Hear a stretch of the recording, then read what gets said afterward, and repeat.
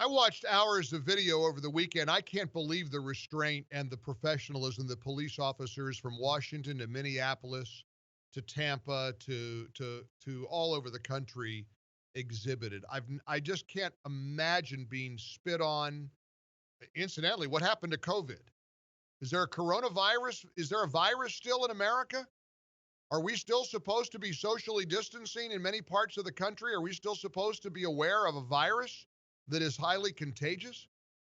When I saw the images of thousands and thousands of people in Los Angeles, shoulder to shoulder, elbow to elbow, I'm thinking, looks like there's going to be a pretty good amount of sick people coming out of that event. There was one police car in New York that got surrounded by protesters, and they put a barricade up, a metal barricade in front of the car. People were angry that the car tried to speed off. What are the police officers supposed to do?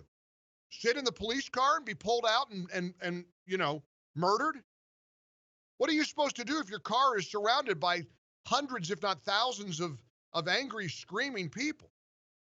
The Attorney General pointed out that these peaceful protests are being hijacked by the extremists and criminals who want to riot and loot and terrorize America. Here's AG Bill Barr over the weekend, courtesy of Fox News Channel. Unfortunately, with the rioting that is occurring in many of our cities around the country, the voices of peaceful protest are being hijacked by violent radical elements. Groups of outside radicals and agitators are exploiting the situation to pursue their own separate and violent agenda.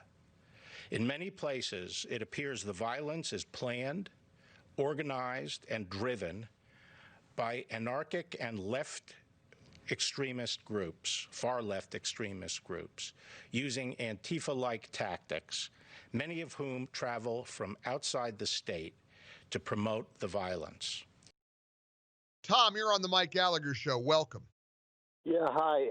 As I hear the media, it's anything but organic. I'm a southwest side of Chicago person, and when they only show downtown, but the south suburbs were devastated. The areas where the police were targeting their cars and their houses, and it's you had a pallet of bricks just conveniently off of Jackson Street, downtown Chicago, just conveniently out on the street so they could use it to throw at the cops.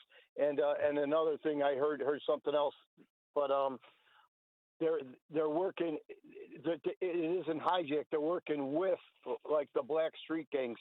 I'm listening to the scanner last night, and all you heard was, in areas that were predominantly white, 8 black males, 4 black males. It's just on and on and on. Yeah, and then of course I played that video of the black lady saying, "Please stop vandalizing this Starbucks. That they're going to think we did it." These are white Antifa type people with their black masks and their head coverings. I mean, it's unreal. It's surreal. But there are moments of hope and inspiration, I promise. That and more coming up. Don't go away. Portions of our show brought to you by Fellowship Home Loans, 800-510-MIKE or